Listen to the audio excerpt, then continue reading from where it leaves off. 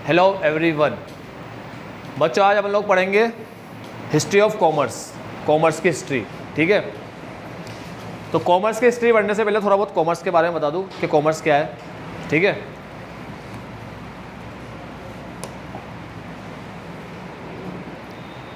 जब भी कोई इंडस्ट्री माल बनाती है, कहीं भी इंडस्ट्री में कहीं भी प्रोडक्शन हुआ, प्रोड्यूसर ने माल बनाया, ठीक है, तो कॉमर्स उसको डिस्ट्रीब्यूट करता है, deals with distribution of goods.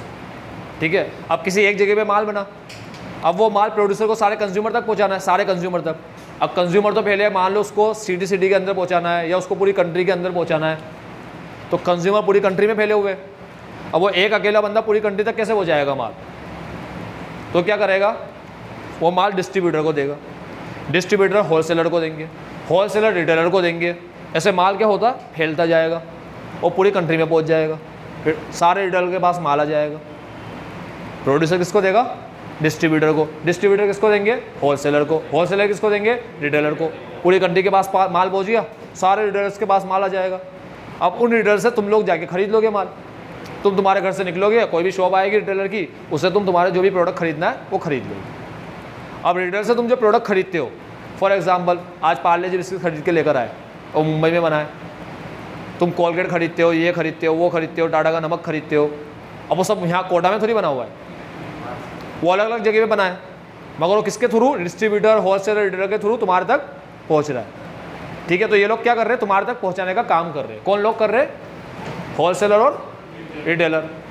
ठीक है, तो होलसेलर रिटेलर क्या काम करते हैं? माल खरीद के बेचने का, उसे ट्रेड बोलते हैं। तो पहला ट्रेड का वर्ड समझ में आ गया, ट्रेड मतलब क्या होता है। अब इस ट्रेड में मदद करने वाली चीज़ें क्या है? मतलब होलसेलर रिटेलर को कौन मदद करेगा ट्रेड करने में? ये सारी चीज़ें मदद करेगी। ट्रांसपोर्ट के थ्रू उसके पास माल आएगा, कम्युनिकेशन से फ़ोन लगा करके माल मंगवाएगा, बैंकिंग से वो पैसे का लेन देन करेगा, उधार की ज़रूरत पड़ेगी तो उधार ले लेगा बैंक से। ठीक है, तो बैंक उसको बिजनेस करने में हेल्प करेगा, इंश्योरेंस से उसका माल सेफ रहेगा, वेयर हाउस में वो अपना माल रखेगा, एडवर्टीजमेंट से वो अपने माल की इन्फॉर्मेशन सब तक पहुंचाएगा कि भाई ये प्रोडक्ट भी आते हैं मार्केट में, इसके ये यूज़ होते हैं। ठीक है, अब अपन इसकी हिस्ट्री पढ़ने जा रहे हैं। तुम जिसकी हिस्ट्री पढ़ रहे हो ना कॉमर्स की, उसको तुम्हें पता होना चाहिए कॉमर्स में क्या क्या चीज़ें आती है। तो ट्रेड भी आता है कॉमर्स के अंदर। अब कंट्री के अंदर करो तो इंटरनल ट्रेड, और कंट्री के बाहर करो तो एक्सटर्नल ट्रेड यानी इंटरनेशनल ट्रेड। तो ट्रेड भी आता है और ऑक्सिलरी ट्रेड भी आता है। तो अपन इन सब की हिस्ट्री पढ़ेंगे भी, ट्रेड की भी और इन सारी चीज़ों की भी।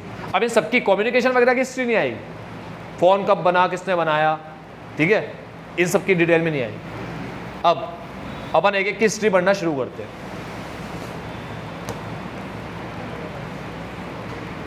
तो सबसे पहले ट्रेड के बारे में बता रखा है बच्चों। ट्रेड किसी भी इकोनॉमी का सबसे इंपॉर्टेंट पार्ट है। आज जो भी कंट्री वर्ल्ड के अंदर फेमस है, फेमस वो कंट्री किसकी वजह से फेमस है? अपने ट्रेड की वजह से फेमस है। ठीक है, ऐसे बोला जाता है वर्ल्ड के लार्जेस्ट एक्सपोर्टर के अंदर चाइना आता है नंबर 1 पे। ठीक है, और इंडिया भी आता है फूड प्रोड्यूसिंग के अंदर, फूड का लार्जेस्ट एक्सपोर्टर।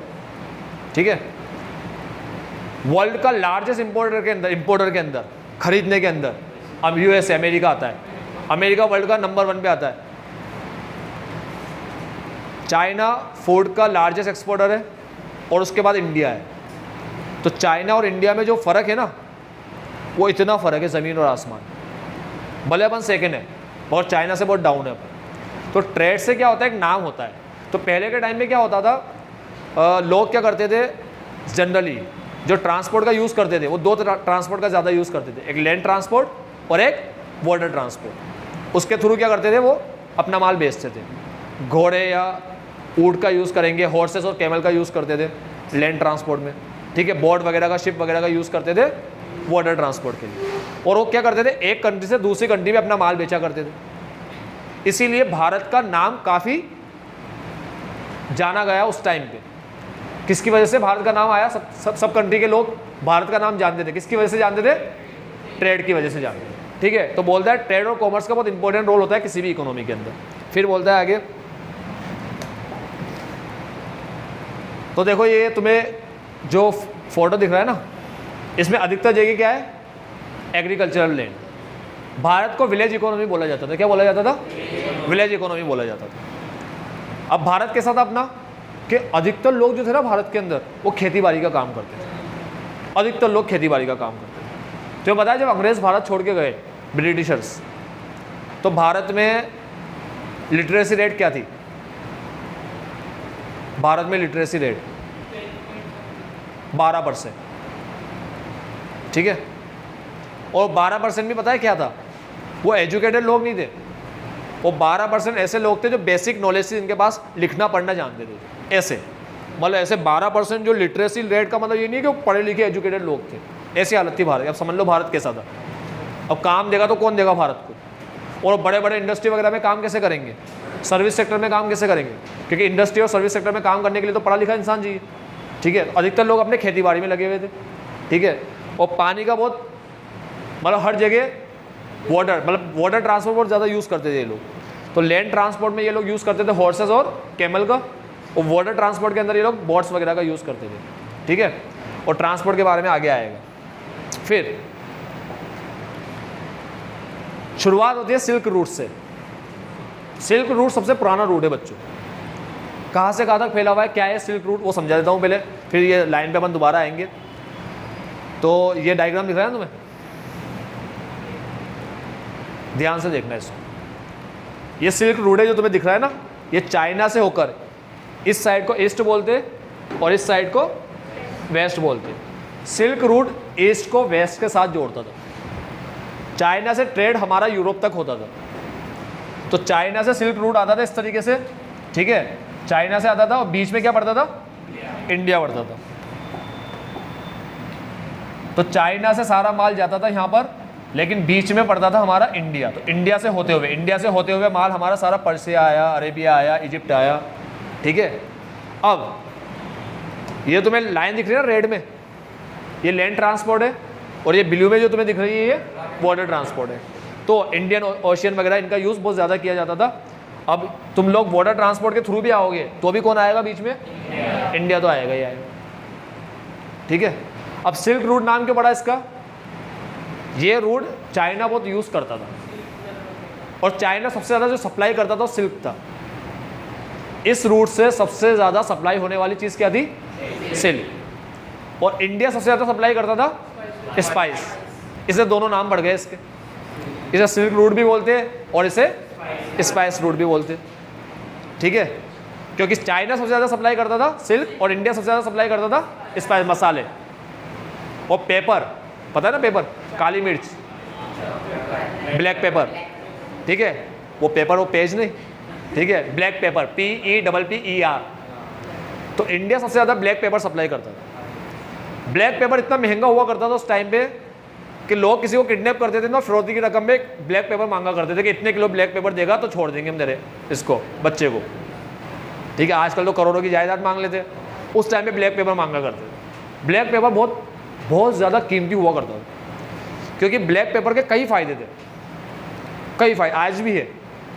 बट क्या है बेटा, अपन लोग तो मॉडर्न ज़माने के लोग हैं, तो अपन इतना समझते नहीं उसके बारे में, ठीक है। तो ब्लैक पेपर बहुत महंगा हुआ करता था उस टाइम पे। तो इंडिया सप्लाई करता था मसाले यानी कि स्पाइस, तो इस रूट का नाम दो हो गए, स्पाइस भी और सिल्क। और चाइना सिल्क सप्लाई करता था, सिल्क के साथ साथ प्रोडक्ट वगैरह के साथ साथ सिल्क है, गोल्ड और अपने प्रेशियस स्टोन वगैरह है, ये सब सप्लाई होते थे यहाँ से, ठीक है। एनिमल्स वगैरह है, हॉर्सेस वगैरह, एनिमल के प्रोडक्ट वगैरह है, ठीक है। उनकी स्किन वगैरह से बनने वाले जो प्रोडक्ट है वो सप्लाई होते थे, कई चीज़ें सप्लाई होती थी। उसके अलावा कल्चर वगैरह आते थे, ठीक है। आर्कियोलॉजिकल डिज़ाइन वगैरह आती थी, डिज़ाइन, आर्ट्स वगैरह, ड्राइंग्स वगैरह, ये सब चीज़ें आती थी यहाँ से। कला वगैरह भी सीखते थे लोग, आर्ट्स वगैरह भी सीखते थे यहाँ से, ठीक है। और तो और डिजीज़ भी आती थी, बीमारियाँ भी आती थी। जब सप्लाई वगैरह होंगी, हर चीज़ें यहाँ से आएगी, तो कम्युनिकेबल डिजीज़, दूसरों को फैलने वाली डिजीज़ भी आती थी यहाँ से। और चाइना ने तो तुम्हें पता ही है, थर्ड टाइम पहले कोरोना भी आया था, ठीक है। ट्रेड रोक दो सब रुक जाएगा, आना जाना रोक दो सब रुक जाएगा, ठीक है। तो कई चीज़ें सप्लाई करता था चाइना। चाइना बहुत ज़्यादा यूज़ करता था इस रूट का। तो ये जो रूट है हमारा, ये सिल्क रूट भी है और स्पाइस रूट भी है। इससे हमारा नाम कई कंट्रीज़ में हुआ, कि भाई स्पाइस आता है वहाँ से, इंडिया से आता है, तो कई राजा महाराजा, कई कंट्री के लोग हमें जाना करते थे इस रूट के हिसाब से, ठीक है।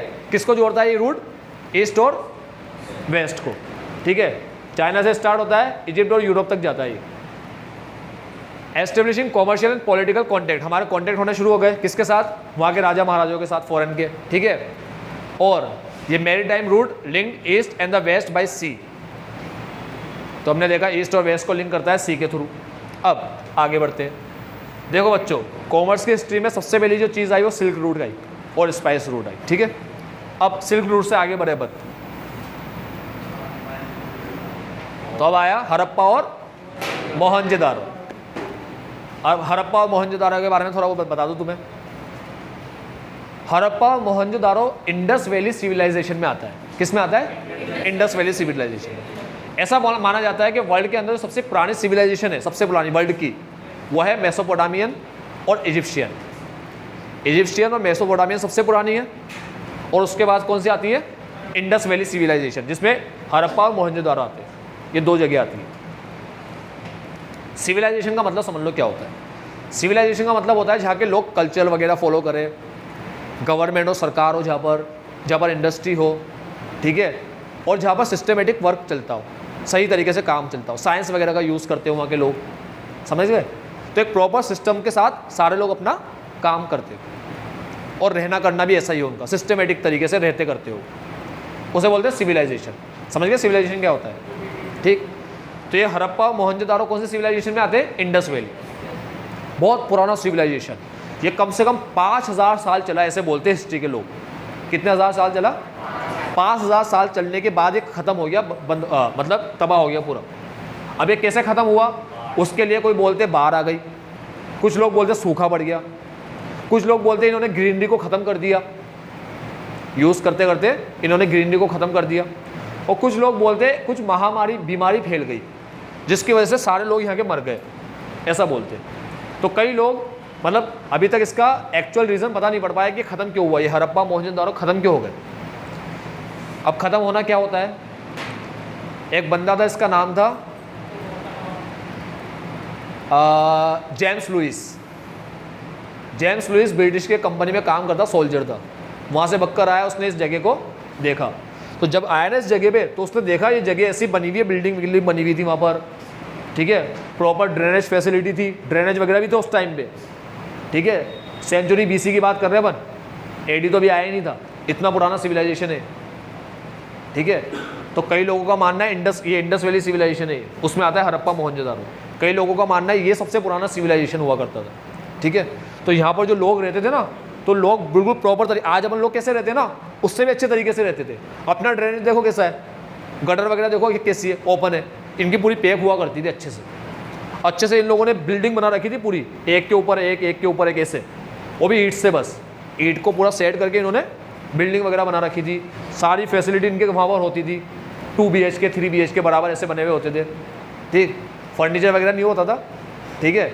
बाकी प्रॉपर हर चीज़ को स्टोर करने का, रखने का सब कुछ इन्होंने बना रखा था वहाँ पर, और पूरा इन्होंने अच्छे से डिज़ाइन बना रखा था अपना, और ग्रीनरी वगैरह कर रखी थी चारों तरफ। ऐसे रहते थे ये लोग। ये किसको मिला? जेम्स लुइस को मिला। उसने देखा, उसको पता पड़ा, फिर उसने स्टडी करी तो पता पड़ा हड़प्पा मोहनजोदारो ये जगह है। अभी कहाँ पर ये जगह हड़प्पा मोहनजोदारो? पाकिस्तान में पहुँच गई। ये रहा, लाहौर के पास है हड़प्पा, ठीक है, और ये रहा अपना मोहनजोदारो। ये इंडस रिवर है, ठीक है। इसलिए इंडस रिवर होने के कारण इसको नाम दिया गया है इंडस वैली सिविलाइजेशन, ठीक है। तो इतना पुराना सिविलाइजेशन है।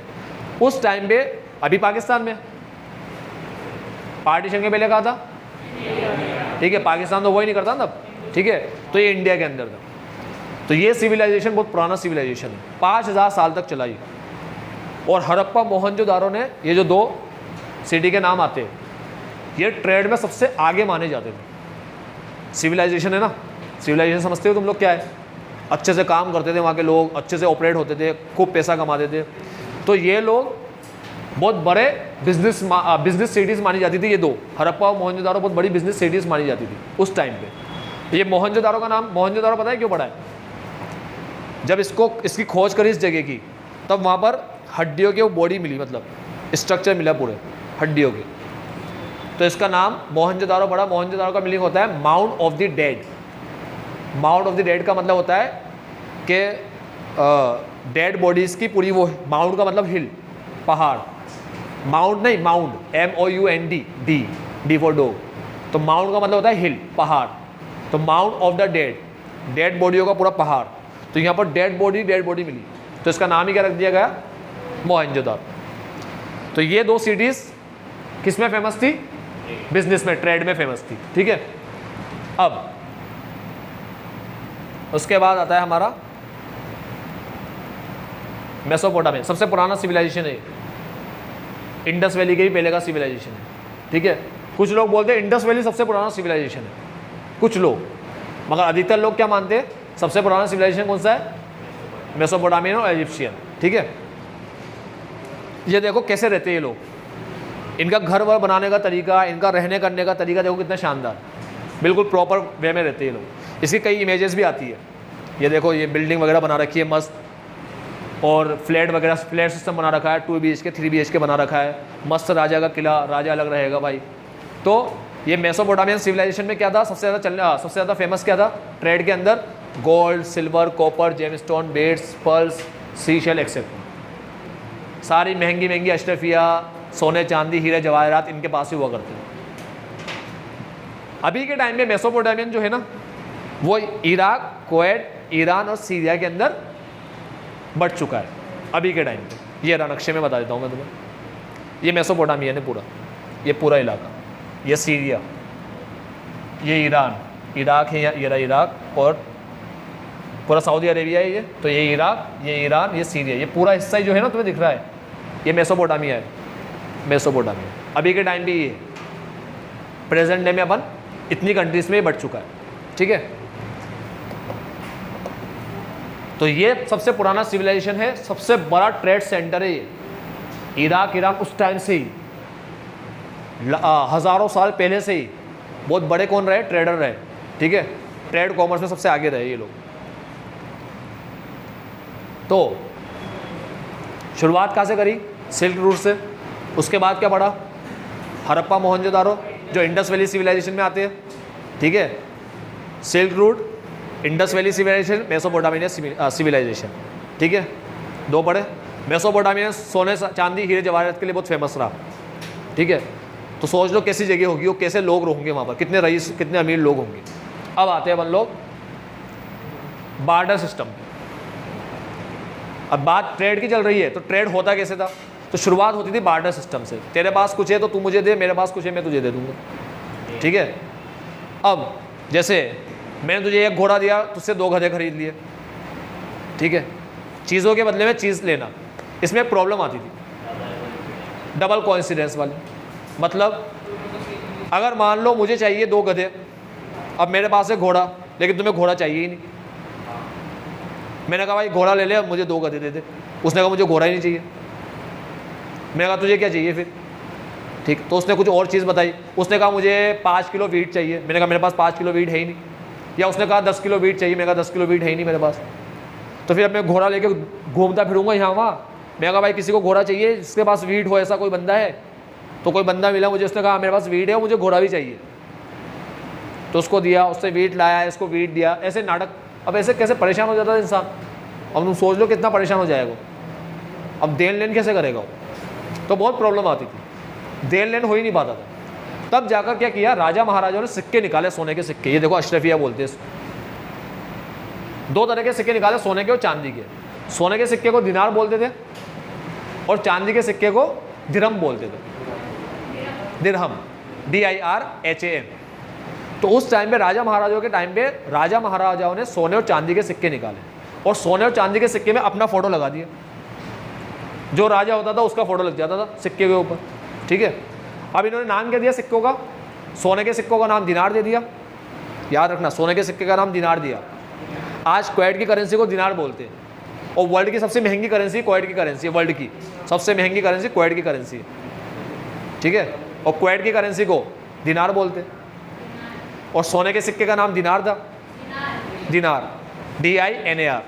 कुवैती दिनार वर्ल्ड का सबसे महंगी करेंसी है, कुवैती दिनार कह रहा हूँ, ठीक है। फिर आता है दिरहम, चांदी के सिक्के को दिरहम बोलते हैं, और सऊदी में जो करेंसी चलती है दुबई वगैरह में, वो दिरहम चलती है। मैंने तुम्हें जो दिखाया था ना, वो दिरहम था, ठीक है, उसकी वैल्यू कम है। तो देखो हुआ भी ऐसा कि क्वेट की करेंसी को दिनार नाम दिया और करेंसी की वैल्यू भी सबसे ज़्यादा है वर्ल्ड के अंदर, और दुबई वगैरह की करेंसी को दिरहम नाम दिया जिसकी वैल्यू कम है। ऐसे ही चांदी के सिक्के और सोने के सिक्के के साथ। अब ये उनका फ़ोटो लगा देते थे, किंग का फ़ोटो। अब इसमें एक प्रॉब्लम आती थी। क्या प्रॉब्लम आती थी? ये जब सिक्के आए ना, इन्होंने एक अच्छा काम तो क्या किया, इन सिक्कों ने बार्टर सिस्टम की प्रॉब्लम को तो सोल्व कर दिया, लेकिन पूरी तरह से सोल्व नहीं किया। लिखा है टू सम एक्सटेंट, याद रखना। इस सिक्कों में प्रॉब्लम याद है क्या है? अगर तुम सिक्का लेकर गए, ठीक है, इसकी वैल्यू, सोने का सिक्का है ना भाई, तो वैल्यू बहुत ज़्यादा हुआ करती थी।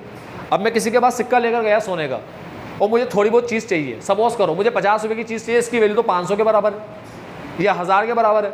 अब मैं 1000 की चीज़ दे रहा हूँ, यानी कि 1000 का सिक्का दे रहा हूँ और 50 की चीज़ ले रहा हूँ, तो खुले कैसे देगा मेरे को?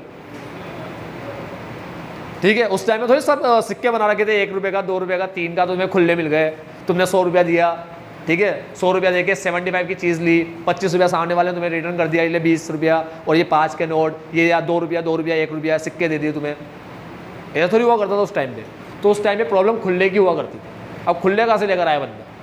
इसको तोड़ के भी यूज़ नहीं कर सकते, ठीक है। अच्छी बात ये थी कि तोड़ोगे तो वैल्यू तो वही रहेगी इसकी, कि सोना है ना, तोड़ भी दोगे तो सोना तो थोड़ी वैल्यू कम कर लेगा अपनी। लेकिन तोड़ कर थोड़ी यूज़ किया जाता है इसको कि भाई तोड़ के थोड़ा सा ले ले, इतना सा हिस्सा दे दूंगा तेरे को 50 इतना, ऐसे नहीं करते थे। तो इसमें ये प्रॉब्लम आती थी। ये वेइंग सिस्टम, पहले ऐसे मशीन आती थी वेट करने के लिए। यहाँ पर कुछ भी रखो, ये स्केल ऊपर होगा, यहाँ स्केल बना हुआ है पूरा, ये पूरा स्केल है, ये बता देगा कितने किलो माल तुम ले रहे हो। तो अलग अलग तरह के वेइंग सिस्टम होते थे, अलग अलग तरह के वेइंग सिस्टम होते थे, वेट करने के सिस्टम होते थे। तो ये करेंसी और ये वेट मशीन उस टाइम पे चला करती थी। चलो आगे आते हैं। अब कॉमर्स की दुनिया में बहुत बड़ा चेंज आया इनकी वजह से। कॉमर्स की दुनिया में इनकी एंट्री हो गई। अब कॉमर्स की दुनिया में इसकी एंट्री हुई, इन चीज़ों की एंट्री होते ही धूम मच गई। बहुत स्पीड से कॉमर्स बढ़ा और लोगों ने करोड़ों रुपए कमाए इनकी वजह से। अब ये क्या चीज़ है? सबसे पहला है इंडिजिनस बैंकिंग सिस्टम। अपन ने पढ़ा था बैंक के बारे में, तो बैंक की हिस्ट्री पढ़ेंगे, इनकी हिस्ट्री पढ़ेंगे, ट्रांसपोर्ट की, ट्रेडिंग कम्युनिटी और मर्चेंट कॉर्पोरेशन। अब ये 5 चीज़ पढ़ाने जाऊँगा मैं तुम्हें आगे, ठीक है। तो एक एक करके एक चीज़ आएगी, उसके बारे में पढ़ाऊँगा। सबसे पहले पढ़ा रहा हूँ किसके बारे में? Indigenous banking system. Indigenous banking का मतलब समझ लो क्या होता है। इंडिजिनस का मतलब होता है पुराने तरीके से, ठीक है। तो अब समझ ही गए होंगे इंडिजिनस बैंकिंग सिस्टम क्या होता है। पुराने तरीके से चलने वाले बैंक। पहले क्या होता था बच्चों? आजकल तो तुमने देखा है बैंक होता है, वो बड़ा सा बोर्ड लगा होता है, ऐसे बैंक, एक्सिस बैंक। पहले ऐसा नहीं हुआ करता था। पहले क्या होता था? वीडियो चल रही है ना बराबर, आवाज़ बराबर आ रही है ना, वो हिल रहा है ना मीटर, ठीक है। पहले क्या हुआ करता था बच्चों? ये जो सेठ लोग तुम्हें दिख रहे हैं ना यहाँ पर बैठे हुए, ये लोग सबका पैसा डिपॉजिट भी एक्सेप्ट करते थे और किसी को उधार चाहिए तो उधार भी दिया करते थे। और ये पूरा रिकॉर्ड रखते थे। इनके पास जो बुक है ना, खाता बही खाता, ठीक है, कुछ भी बोल दो, तो ये बही खाता बनाया करते थे। यानी कि लेजर वगैरह जो तुम बनाना सीखते हो ना, वो बनाया करते थे ये लोग। और उसमें हर पार्टी का हिसाब रखते थे। राम का लेजर, श्याम का लेजर, मोहन का लेजर, सोहन का लेजर, ऐसा सबका लेजर बनाया करते थे, ठीक है। तो इन सारे पार्टी के जो भी इनके पास आता था, पैसा देता था, उधार लेता था, उनके सबके लेजर बना देते। ये जो भी पैसा देता था उनके पैसे रखते थे अपने पास संभाल करके लॉकर वगैरह में। और ये जिनको उधार देते थे उनसे ब्याज लिया करते थे, अच्छा खासा ब्याज, बहुत ज़्यादा ब्याज था इनका, ठीक है। तो इंडिजिनस बैंकर का मतलब क्या हुआ कि कोई बैंक नहीं है, ये प्राइवेट लोग हैं। प्राइवेट फर्म होगा या इंडिविजुअल होगा, या तो कुछ इंडिविजुअल लोग। जैसे मैंने सोचा कि यार मैं लोगों के रुपए रखूंगा, उनको उधार दूंगा, तो मैं कौन बन गया? Indigenous banker. कौन बन गया मैं? इंडिजिनस बैंकर, समझ गए। या मैंने एक फर्म खोल ली, ये फर्म खोल ली मैंने, तो ये प्राइवेट फर्म है और मैं क्या कर रहा हूँ? ये फर्म खोल के लोगों के पैसे ले रहा हूँ। तो ये फर्म लोगों के पैसे ले रही है और लोगों को उधार दे रही है। तो या तो प्राइवेट फर्म हुआ करती थी या प्राइवेट इंडिविजुअल हुआ करते, समझ गए। तो मैं अगर सोचता हूँ कि यार मैं लोगों के रुपए रखूंगा, उनका हिसाब विसाब रखूंगा, मैंने अच्छी पढ़ाई कर रखी है, सीए हूँ मैं, ठीक है, तो मैं लोगों के हिसाब किताब रखूंगा, उनके पैसे रखूंगा, लोगों को उधार भी दूंगा, लोग आते भी विश्वास भी करते मेरे ऊपर, इज्जतदार लोग होते हैं, ऐसे कोई भी राह चलते हैं, ऐसे नहीं मेरे रास्ते में कोई गरीब ने सोचा, भिखारी ने सोचा कि यार मेरे को भी ऐसा सबके पैसे रखने हैं अपने पास, ठीक है, मैं भी सबके रुपए रखूंगा अपने पास और सबको उधार दूंगा, तो ऐसे तो किसी के पास पहुंच जाएंगे लोग। इज्जतदार लोग हुआ करते थे, ठीक है, बड़े बड़े सेठ हुआ करते थे, तो ये लोग अपने पास पैसा रखते थे लोगों का, ठीक है, और लोगों को उधार देते, तो इनको बोलते थे इंडिजिनस बैंकर, और ये सिस्टम कहलाता था इंडिजिनस बैंकिंग सिस्टम, ठीक है। लिखा है who operate like a bank deposit accept deposit and give loan like bank, bank की तरह ही करते हैं ये लोग। ये लोग मनी लेंडर से अलग होते हैं। मनी लेंडर और इनमें फ़र्क होता है। मनी लेंडर पता है कौन होता है? मनी लेंडर वो होता है जो सिर्फ उधार देगा बस। आज भी कुछ लोग हैं ऐसे गाँव वगैरह में, ठीक है, जो किसानों को क्या करते हैं, सिर्फ उधार देते, बस देते, लेते नहीं है, डिपॉजिट नहीं लेते, उधार देते, और उधार दिया हुआ रुपया लेते ब्याज समेत, और ब्याज बहुत हाई लेवल का होता है, 100% को भी पार कर जाता है कभी कभी, समझ लो तुम लोग, 100% को भी ब्याज पार कर जाता है। 10%, 5%, अब 10% का मतलब समझ लो क्या होता है। 10% का मतलब होता है 120%। 10% मतलब 10%, ये लोग टका बोलते हैं उसको, ठीक है। तो 10% का मतलब होता है 10%। 10% कौन सा? बैंक तो लेता है सालाना 10%, ये लोग लेते हैं महीने का 10%, इतना फर्क। अब बैंक लेता है सालाना, ये लोग लेते हैं महीने का। महीने का 10% लेने का मतलब हो गया 12 महीने का 120%। बैंक से उधार लोगे 1 लाख रुपया तो बैंक को देना पड़ेगा 1,10। इनसे उधार लोगे 1 लाख रुपया तो इनको देना पड़ेगा 2,20। बैंक से 1 लाख लोगे तो कितना देना पड़ेगा? 1,10। 1,10 1 लाख लोगे तो 1 साल के बाद 1,10 देना पड़ेगा। इनसे 1 लाख लोगे तो 1 साल के बाद 2,20 देना पड़ेगा। समझ गए? ऐसी हालत, इतने खतरनाक। तो ये मनी लेंडर होते थे, मनी लेंडर। तो मनी लेंडर से अलग ही है, मनी लेंडर अलग है बच्चों, इंडिजिनस बैंकर अलग है। समझ में आ रहा है फर्क दोनों में? इंडिजिनस बैंकर डिपॉजिट एक्सेप्ट भी करेंगे और लोन देंगे भी, सही, ठीक है, दोनों काम करेंगे। अब एक डॉक्यूमेंट का यूज करते थे ये लोग भरोसे के लिए, वो था हुंडी और चिट्ठी। अब हुंडी का मतलब क्या है? अकाउंट में तुम एक चैप्टर पढ़ते हो बिल्स ऑफ एक्सचेंज, पता नहीं तुमने कहा अभी हट गया है, शायद हट गया ना, ठीक है। मगर थोड़ा बहुत हर बच्चे को, अकाउंट्स पढ़े हुए हर बच्चे को थोड़ा बहुत आइडिया होता है, ठीक है, किसके बारे में? बिल्स ऑफ एक्सचेंज के बारे में, ठीक है। अब bills of exchange negotiable instrument होता है, यानी अगर मैं तुम्हारे पास, अगर तुम मेरे पास आए, तुम लोग मेरे पास आए, तुमने मुझसे कुछ माल खरीदा, मैंने कहा पैसा दो, ये माल तुमने खरीदा 1 लाख का, 1 लाख रुपया दो। तुमने कहा सर हमारे पास 1 लाख रुपया नहीं है, हम आपको बाद में दे दे। मैं कैसे भरोसा करूँ तुम्हारे ऊपर? तो तुमने कहा सर हम लिखकर कसम खा के लिख देते हैं आपको स्टैम्प पेपर के ऊपर। तो तुम स्टैम्प पेपर के ऊपर लिख दोगे कि हम कसम खा के कहते हैं हम आपको रुपया देंगे, हमारे साइन, ठीक है, ताकि तुम कभी नहीं दोगे तो मैं कानून में उसको दिखाकर क्लेम कर लूँ, ठीक है। तो आज चलता है कानून, और कानून के हिसाब से आज बनाया जाता है स्टैम्प पेपर। पहले तो राजा महाराजा लोग होते थे, ठीक है, तो क्या बनता होगा फिर? देखो आज चलता है कानून, तो नोट पे होते हैं गांधी जी और रिजर्व बैंक ऑफ इंडिया, ठीक है। पहले जब होते थे राजा महाराजा, तो सिक्के पे किसकी शक्ल होती थी? राजा महाराजा होती। आज चलता है कानून, ठीक है, सरकार है, गवर्नमेंट है, तो आज स्टैम्प पेपर होता है कैसा? जिसपे वो नोट की शक्ल बनी होती है ना, 50 का 100 का ऐसे नोट बना होता है। पहले होते थे राजा महाराजा, तो पहले जो स्टैम्प पेपर होगा उस पर किसकी शक्ल बनी होगी? उनकी शक्ल बनी होगी, राजा महाराजा की, ठीक है। ये रही हुंडी, ये रहे राजा के फोटो, ठीक है। इस तरीके की शक्ल होती थी हुंडी की। ये लिखा है कि 86 days after date we promise to pay said Mangumal Bhagwan Das. हम मंगूमल को रुपया देने की कसम खाते हैं, ठीक है। कितना रुपया है? 2,500 रुपया है। 2,500 की हुंडी बना दी, इसे हुंडी बोलते हैं, ठीक है, बिल्स ऑफ एक्सचेंज की तरह। अब ये हुंडी, ये मंगूमल को पेमेंट कौन करेगा? मंगूमल को पेमेंट करेगा ये लक्ष्मण दास, हाँ जो भी है यार,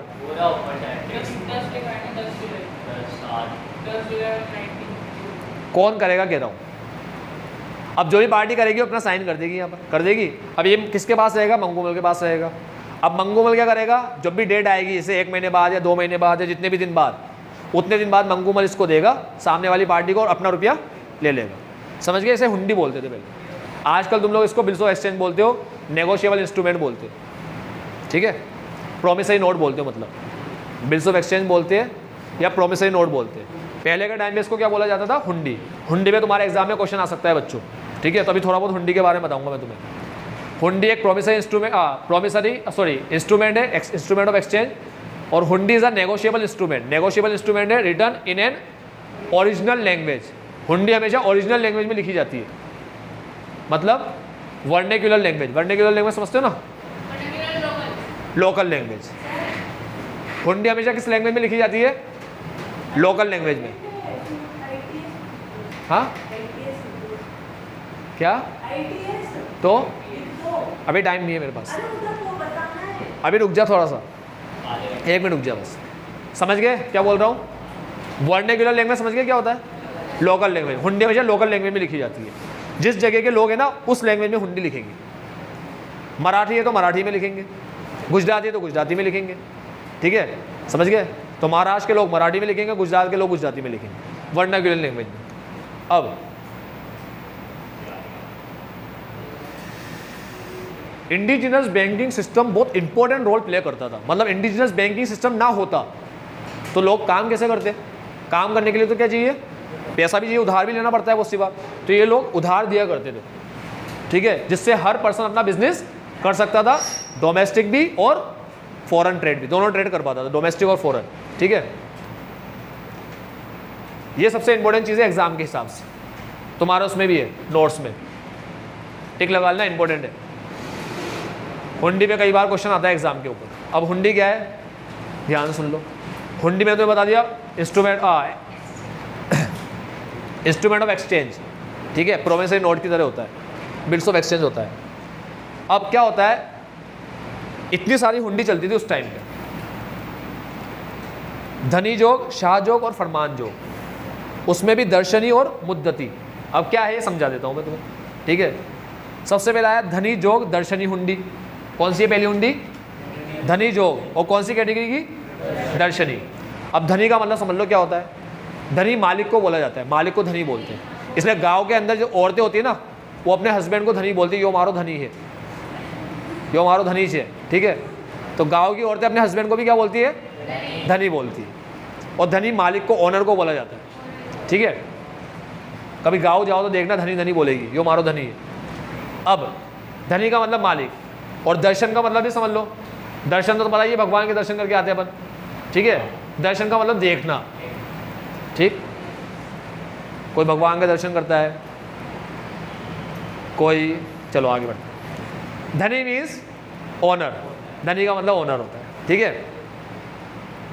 it is payable to bearer any person, यानी धनी जोग हुंडी होगी। अगर धनी जोग हुंडी, हुंडी कैसे? धनी जोग। तो धनी जोग हुंडी कैसी होती है? जैसे सेल्फ का चेक होता है ना, वैसी, जिसके हाथ में आ गया वही रुपये निकाल सकता है।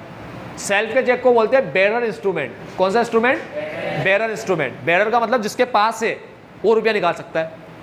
तो अगर मान लो मुझे तुमसे रुपया लेना है, तुमसे 10,000, तो तुमने मुझे सेल्फ का चेक दे दिया, सेल्फ का, और मुझे किसी को और को 10,000 देने हैं, तो मैं वो चेक पकड़ा दूंगा ऐसे कैसे, उसको वो निकाल लेगा पैसे। जिसके पास चेक है बैंक उसको रुपया दे देगा, ठीक है, सेल्फ लिखा होगा। तो ये सेल्फ के चेक की तरह होता है धनी जोग। अब धनी जोग में भी दर्शनी है। अब दर्शनी क्या है समझ लो बच्चों। पहले क्या हुआ करता था कि लोगों का मिलना बहुत टाइम के बाद हुआ करता था। दूर जो लोग रहते हैं ना, दूर इधर उधर, जैसे आज मैं मेरे गांव से आ रहा हूँ व्यापार करने तुम्हारे गांव में,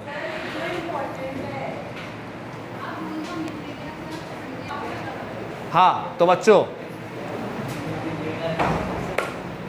दर्शनी का मतलब, पहले के लोग क्या हुआ करते थे, मैं अपने गांव से तुम्हारे गांव में आया, अब मैंने तुम्हें माल बेचा, ठीक है, मेरे गांव से तुम्हारे गांव में आके तुम्हें माल बेच दिया, तुमसे पैसा मांगा, तुमने कहा नहीं है, तो तुम मुझे क्या दे दोगे? हुंडी, ठीक है। तुम बोलोगे कि सर हमारे पास अभी पैसा तो नहीं है, एक काम करो अपन फिर कभी मिलेंगे ना तो मैं दे दूंगा, ठीक है, फिर कभी मिलेंगे तो दे दूंगा। तो मिलने पर देने वाला मिलने पे देने वाला पैसा धनी जोग दर्शनी हुंडी कहलाती है, दर्शनी वाली कैटेगरी में आती है। तो दर्शनी कैटेगरी कैसी है? आज अगर तुमने मुझे हुंडी दे दी, कौन सी वाली दी? धनी जोग, और धनी जोग में भी कौन सी? दर्शनी दी। तो जब भी अपन लोग वापस मिलेंगे, कभी भी मिले, 1 महीने बाद में तुमसे मिला, 1.5 महीने बाद मिला, 2 महीने बाद मिला, 10 दिन बाद, जब भी अपन लोग मिलेंगे दोबारा, मिलते ही मैं तुम्हें बताऊंगा, देख तूने मुझे हुंडी दी, तूने कहा था अपन जब भी मिलेंगे दोबारा तो दे दूंगा, आज नहीं है, ला मेरा पैसा दे मेरे को। तो मैं तुम्हें तुम्हारी हुंडी दे दूंगा और तुमसे पैसा ले लूँगा। इसमें दिन लिखा हुआ नहीं होता। दिन लिखा हुआ और दिन टाइम लिखा हो तो टाइम को बोलते हैं मुद्दती। मुद्दत का मतलब होता है टाइम पीरियड। मुद्दत का मतलब टाइम पीरियड। ये सारे उर्दू फारसी के वर्ड्स हैं, ठीक है। धनी, दर्शनी, मुद्दती, ठीक। अब धनी जोग दर्शनी समझ गए क्या होता है? और धनी मतलब मालिक, मालिक को देने वाला। शाह जो, शाह बादशाह, शाह होता है रेस्पेक्टेड पर्सन, ठीक है। तो शाह जोग हुंडी याद है क्या होगा? अब धनी जोग तो क्या है? तुम लोगों ने मुझे दी, ठीक है, मैं किसी और को दे दूंगा, मैं किसी और को दे दूंगा। मैं बोलूँगा यार, जैसे भोला ने मुझे दी, ठीक है, अब मुझे आर्यन मिला, आर्यन ने कहा सर मुझे पैसे दो। मैंने कहा देख भोला से लेना है, एक काम कर, भोला तुझे कहीं भी मिले ना तो उसको ये लेटर दिखा देना बस। वो इसको पकड़ा दिया लेटर, किसको? आर्यन को। अब आर्यन को भोला कहीं भी मिलेगा तो आर्यन क्या करेगा? भोला को लेटर दिखा देगा, भोला आर्यन को पैसा दे देगा। किस में? धनी जोग में। शाह जोग में किसी के नाम पे लिखी जाती है, रेस्पेक्टेड पर्सन के नाम पे लिखी जाती है, तो पैसा उसी को ही देना होता है। समझ गए? मतलब मेरे नाम पे मैं शाह हूँ मान लो, ठीक है, यानी कि रेस्पेक्टेड पर्सन हूँ मैं। अब भोला ने मुझे हुंडी दी, मेरा नाम लिख दिया उस पर, तो अब भोला पेमेंट मुझे ही करेगा और किसी को नहीं करेगा। अब एक आता है फरमान जोग। फरमान का मतलब होता है ऑर्डर। राजा महाराजा फरमान करते थे, पहले फरमाननामा आता था, पूरा ऐसे खोल करके पढ़ा जाता था, ठीक है। पुरानी कभी तुमने कोई मूवी सीरीज़ वगैरह देखी हो ना, उसमें आता है ऐसे। तो फरमान जोग।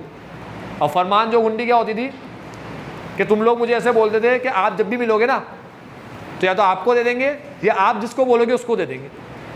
तो अपनी मुलाकात हुई 15-20 दिन बाद या 1 महीने बाद, मैंने कहा यार तुमने हुंडी लिखी थी, तुम पैसा दो। उसको बोलो किसको देना है? तो मैं बोलूँगा इस वाले पर्सन को जाके दे दो, तो तुम्हें उस पर्सन को जाकर पेमेंट करना है। किस में? फरमान जोग में। Payable to order of the person mention in the हुंडी।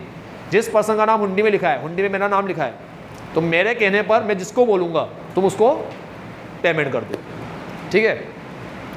अब ये हो गया फरमान जोग। अब इन्हीं तीनों कैटेगरी के अंदर मुद्दती आती है। अब मुद्दती क्या होती है समझ लो। मुद्दती में टाइम लिखा होगा। तुम लोग मुझे, अब मान लो अपन फ्रीक्वेंटली मिल रहे हैं, अपन एक ही जगह पे रहते हैं, तुमने कहा कि अपन दोबारा फिर मिलेंगे ना तो मैं दे दूंगा। तो मैं घर गया, वापस तुम्हारे घर आ गया, मैंने कहा हेलो मिल लिया अपन, लाओ पैसा दे। तो अब आसपास रह रहे हैं अपन, रोज़ ही मिलते रहते हैं, रोज़ ही दर्शन हो रहे हैं, है ना। दर्शन, दर्शनी हुंडी, रोज़ दर्शन हो रहे हैं, ठीक। तो अगर अपने दर्शन रोज़ ही हो रहे तो फिर दर्शनी हुंडी नहीं मिलती, फिर कौन सी बनती है हुंडी? मुद्दती। तुम बोलते हो, अब तुम दर्शनी लिख दोगे, तुम बोलोगे सर अपन दोबारा जब मिलेंगे, अपन तो रोज़ ही मिल रहे हैं, आसपास ही रह रहे हैं, तो तुम बोलोगे सर अपन, मैं आपको 1 महीने बाद दे दूंगा, मैं आपको 10 दिन बाद दे दूंगा, 15 दिन बाद दे दूंगा, 2 महीने बाद दे दूंगा। वो मुद्दती होती है, ठीक है। उसमें भी वापस वो 3 कैटेगरी आ गई सेम। धनी जोग मतलब मुझे जिसके पास भी हुंडी होगी उसको दोगे। धनी जोग का मतलब जिसके पास भी होगी उसको दोगे। और फरमान जोग का मतलब जिसका नाम लिखा है उसके ऑर्डर पे जो उसको बोलेगा उसको दोगे। एक जोक में हुंडी आती है। जोक में हुंडी समझ लो क्या होता है, ये समझना बहुत इंपॉर्टेंट होता है। जोक में हुंडी किसका काम करती है? इंश्योरेंस का काम करती है। किसका काम करती है? इंश्योरेंस का काम करती है। जैसे आज मान लो मैं खेती बाड़ी करता हूँ, मेरे पास ढेर सारा अनाज है, मैंने बेच दिया अपने गाँव में। गाँव में बेचने के बाद भी अभी ढेर सारा अनाज और बचा मेरे पास, खूब अनाज आया मेरे पास, मैंने गाँव में बेचा ना, उसके बाद भी अभी और बचा है मेरे पास अनाज, ठीक है। मान लो अभी मेरे पास 50 किलो अनाज और बचा है। अब इतना अनाज है गाँव में तो मैंने बांट दिया, अब गाँव वालों को रिक्वायरमेंट नहीं है। तो मेरे पास आया राहु। राहु ने कहा सर एक गाँव में केतु रहता है, ठीक है, और केतु को 50 किलो जो आपके पास अनाज है ना वो चाहिए, ठीक है। तो अब या तो मैं केतु को देने पहुंच जाऊंगा अनाज, या राहु को बोलूंगा तू पहुंचा दे केतु तक, ठीक है। अब राहु पहुंचाएगा किसके पास? केतु के पास। तो राहु अनाज लेकर जाएगा, केतु को देगा। राहु ने अनाज दिया केतु को, केतु क्या देगा? राहु को पैसा देगा। अब राहु खा के भग गया तो मुझे क्या मिलेगा फिर? कुछ भी नहीं मिला। तो क्या होता है, जब मैं राहु को अनाज दूंगा 50 किलो, तो राहु को बोलूँगा ये 2000 का है या 10,000 का है मान लो, तो तू मुझे 10,000 रुपया देगा? राहु बोलेगा दूंगा। मैं कहा नहीं दिया तो राहु बोलेगा साइन करवा लो मेरे। तो ये हुंडी बनाकर, जोखमी हुंडी बना करके मैं किसके साइन ले लूँगा? राहु के। अब वो माल को कुछ भी होता है, कुछ भी नुकसान हो, चोरी हो जाए, खो जाए, सबकी जिम्मेदारी किसकी? राहु की आएगी। समझ गए? ठीक। तो राहु अब वो जाएगा, केतु को माल देगा, उससे रुपया लेगा और आकर मुझे मेरे पैसे दे देगा, क्योंकि राहु मुझे मिलेगा तो मैं उसको दिखा दूंगा, देख राहु ये हुंडी, ठीक है, तेरे साइन हो रहे हैं इसमें। तो क्या लिखा है? Drawn against dispatch goods. समझ गए line? Drawn against dispatch goods. फिर आगे, if good loss in transit the drawer holder bears the cost and the drovey carries no liability। जो भी नुकसान होगा राहु उठाएगा और केतु जो है वो नहीं उठाएगा। ठीक है। ड्रॉवी कौन है? केतु। ठीक। और ड्रॉवर कौन है? राहु। राहु उठाएगा। ठीक है। या फिर होल्डर, मतलब राहु ने उससे कहा सर मान लो मैं लेकर जा रहा हूँ मगर खतरा बहुत है अनाज ले जाने में, मैं नहीं उठाऊँ खतरा, आप उठाओगे अब कुछ हो जाता है तो मैंने कहा राहु ईमानदार तो बंदा है यार, पैसा तो नहीं खाएगा, अब पैसे के लिए हुंडी तो ले ली मैंने इससे, ठीक है, मगर रिस्क तो है अनाज का, और रास्ता बहुत खतरनाक है, सही कह रहा है ये लड़का। ठीक है। तो मैंने कहा राहु से एक काम कर, तू ले जा, रिस्क में उठा लो। ठीक है। इसलिए 2 वर्ड लिखे उसने, ड्रॉवर और होल्डर। ठीक है। वो उठाता है रिस्क खो जाने करने। चलो, जोखमी हुंडी समझ गए? इंश्योरेंस का काम करती है जोखमी हुंडी। ठीक है। अब हुंडी खत्म हुआ, बैंक खत्म हुआ, बैंक के बाद आता है राइस ऑफ इंटर। मस्त है ना, ये इंटरमीडिएट्स बैठे सारे। अब अगर तुम्हें माल बेचना है तो तुम्हें किसी की ज़रूरत पड़ेगी। मैंने तुम्हें पहले ही बोल दिया, जहाँ पर माल तुम बना रहे हो, तुम तो अकेले पूरी दुनिया में बेचकर आ नहीं सकते। अब तुम्हें पूरी दुनिया या पूरी कंट्री में माल बेचना है, अब जिस कंट्री में तुम रह रहे हो उस कंट्री में माल बेचना है, तो तुम कैसे बेचोगे अकेले? तो तुम किसी इसको दोगे, तुम डिस्ट्रीब्यूटर को दोगे, वो होलसेलर को देगा, वो रिटेलर को देगा, इस तरीके से पूरी कंट्री में माल फैल जाएगा, सबके पास माल पहुंच जाएगा। ठीक है। तो अपन पूरी कंट्री में माल बेच पाएंगे। अब इनकी शक्लें मत देखते रहना बैठे बैठे, ठीक है, तुम फोटो में ही खो जाओ। तो मेसोपोटामिया के लोग हैं सारे। Intermediaries played important role in the promotion of trade. Trade के प्रमोशन में सबसे अच्छा रोल होता है इनका इंटरमीडिएरीज। ठीक है। सबसे इंपॉर्टेंट रोल प्ले करते हैं ये लोग। ये लोग होते तभी अपन माल आगे तक बेच पाते। तुम्हें क्या लगता है बच्चों, इंडिया से जो अपना माल जाता है, अभी तुमने वो देखा मैप,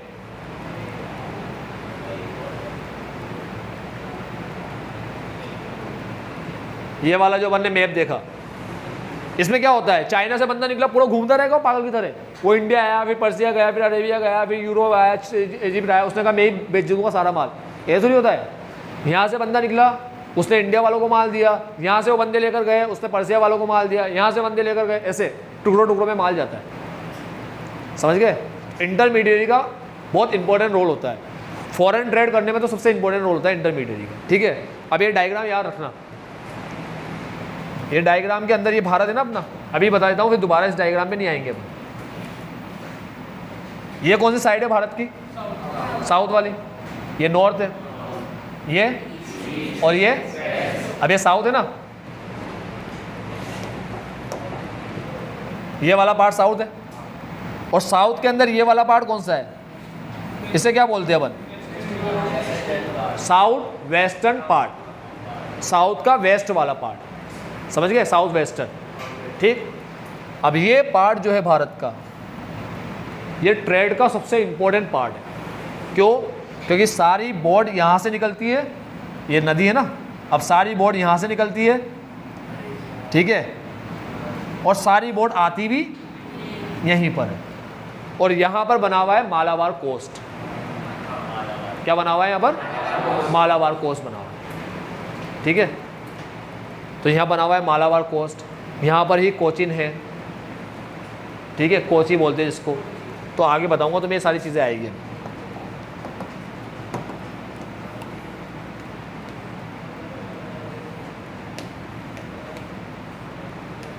हाँ,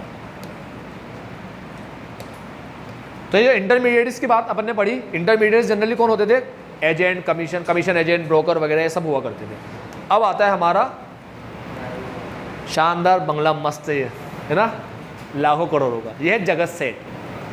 तो जगत सेठ कौन हुआ करते हैं वो भी सुन लो।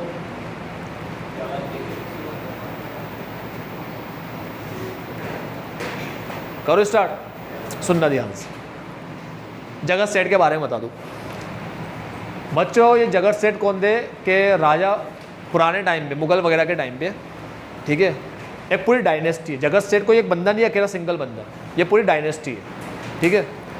तो इसके अंदर क्या हुआ, एक पर्सन थे, खूब पैसा कमाया, इधर उधर गए, खूब पैसा कमाया, उसके बच्चे आए, ठीक, सारी विरासत उनको मिली। मानिकचंद नाम था बच्चे का, ठीक है। अब मानिकचंद ने खूब पैसा कमाया, अब मानिकचंद का कोई बच्चा नहीं था, तो मानिकचंद ने एक बच्चा गोद लिया जिसका नाम था फतेहचंद, ठीक है। और मानिकचंद ने अपनी सारी संपत्ति किसको दे दी मरने के बाद? फतेहचंद के नाम कर। तो फतेहचंद के पास खूब पैसा था, तो फतेहचंद पता है क्या करता था? मानिकचंद भी यही करता था, और मानिकचंद के पापा भी यही करते थे। क्या करते थे ये लोग सबको उधार में पैसा दिया करते थे बिजनेस करने के लिए, उधार में पैसा दिया करते थे बिजनेस करने के लिए। समझ गए बात? ठीक है। इतना पैसा था इनके पास कि इन लोगों ने अंग्रेज़ों को भी पैसा दिया, अंग्रेज़ों ने भी इनसे उधार लिया, तब इनको टाइटल मिला। टाइटल किसको मिला? मानिकचंद को नहीं मिला, उसके बेटे, गोद लिए बेटे फतेहचंद, उसको मिला टाइटल। फतेहचंद को मिला जगत सेठ का टाइटल। पहली बार टाइटल मिला फतेहचंद के पास। किसका? जगत सेठ का। जगत सेठ समझते हो क्या होता है? वर्ल्ड बैंकर, पूरे वर्ल्ड का बैंकर, उसको बोलते जगत सेठ। तो इनको जगत सेठ बोला गया। अब जगत सेठ बोला गया, सोच लो पैसे कितने होंगे इनके पास। इतना पैसा था, इतना पैसा, ये इन लोगों ने महल जैसी हवेली बना रखी थी, ये सोने चांदी की बना सकते थे, इतना पैसा था इनके पास। समझ रहे हो तुम लोग? ये जो हवेली तुम्हें दिख रही है ना, ये जगत सेठ की हवेली है, महल, इतना बड़ा जो महल बना रखा है, शानदार आलीशान महल है। इधर छोटा सा एक फोटो लिया है उसका, ठीक है, बहुत बड़ा महल है, आलीशान महल, ठीक है, फतेहपुर में, मुर्शिदाबाद के अंदर, अब सॉरी मुर्शिदाबाद के अंदर। तो ये महल जैसा इन्होंने बना रखा है पूरा बंगला। इतना पैसा बताते हैं इनके पास कि पूरा जो बंगला इन्होंने बना रखा है ना, पूरा सोने का ही बना सकते थे, इतना पैसा था इनके पास, ठीक है। अब ये जगत सेठ क्या करते थे उस टाइम पे? लोगों को उधार वगैरह दिया करते थे। तो लिखा है द इंस्टीट्यूशन ऑफ जगत सेठ। इंस्टीट्यूशन ऑफ जगत सेठ मतलब जगत सेठ कोई एक पर्सन नहीं था। फतेहचंद को क्या मिला? जगत सेठ का टाइटल। तो फतेहचंद के जो बच्चे आए, उस बच्चे का जो बच्चा आया, उस बच्चे का जो बच्चा है, वो सब कौन कहलाए? जगत सेठ कहलाए, ठीक है। जगत सेठ के बाद धीरे धीरे धीरे धीरे करके पैसा कम होता चला गया। तो एक टाइम तो ऐसा आया जगत सेठ के पास कि जो जगत सेठ के अंदर आखिरी में जो बच्चा हुआ उसका लास्ट, ठीक है, उसके पास पैसे की बहुत कमी हो गई, इतनी कमी हो गई खाने के मांदे हो गए। तब ईस्ट इंडिया कंपनी वालों ने उसको पेंशन देना शुरू कर दिया, ऐसा बोल के कि इनका हमारी कंपनी में बहुत एहसान है, इन लोगों ने हमारी कंपनी को बहुत हेल्प किया, तो वहाँ से पेंशन आती थी, ऐसा बोलते लोग जगत सेठ को। तो खूब पैसा था, देखो ना, बड़ी बड़ी इमारतों में ऐशो आराम से रहते थे लोग, खूब कमाए इन्होंने अलग अलग जगह जाके। और बहुत बड़ी हिस्ट्री है इनकी, अपन को इनकी हिस्ट्री से मतलब नहीं है अभी, अब हमको सिर्फ जगत सेठ याद रखना है बस, ठीक है। क्या करते थे ये लोग? मुगल के टाइम पे थे ये लोग, emergence of credit, transaction and availability of loan, loan वगैरह प्रोवाइड करते थे बिजनेस के लिए, ठीक है। मनी लेंडर फैमिली थी जगत सेठ, मनी लेंडर फैमिली, रुपया देने वाली फैमिली। कहाँ पर? मुर्शिदाबाद, बंगाल के अंदर, ठीक है। और किसके टाइम पे थी? सिराजुद्दौला के टाइम पे, नवाब सिराजुद्दौला, उसके टाइम पे थे ये लोग, ठीक है। ये हुआ किसका? इंटरमीडिएट्स का। अभी तक अपन ने क्या पढ़ा बच्चों? सिल्क रूट, स्पाइस रूट, ये पढ़ा, एक ही होता है सिल्क और स्पाइस रूट। उसके बाद दो सिविलाइजेशन के बारे में पढ़ा, एक इंडस वैली, हड़प्पा और मोहनजोदारो, और एक मेसोपोटामिया। उसके बाद सिस्टम के बारे में पढ़ा, सिविलाइजेशन और सिस्टम, वो करेंसी वगैरह जो चलती थी, कॉइन वगैरह था। फिर मेजर ब्रेक थ्रू आया, वो इंडिजिनस बैंकिंग आया, ठीक है। करेंसी वगैरह के बाद अपन ने पढ़ा इंडिजिनस बैंकिंग के बारे में। इंडिजिनस बैंकिंग के बारे में बाद अपन ने पढ़ा, क्या पढ़ा? Rise of intermediates. Rise of intermediates के बाद अपन ने जगत सेठ के बारे में कुछ पढ़ा, उसी के अंदर, उसी टॉपिक के अंदर जगत सेठ के बारे में। अब कल अपन स्टार्ट करेंगे टॉपिक ट्रांसपोर्ट। शांति रखना, अभी ट्रांसपोर्ट से अपन पढ़ेंगे कल, और बाकी कंटिन्यू करेंगे अपन कल। आज के लिए इतना ही। Bye bye, take care, have a nice day, आपका दिन मंगल में हो।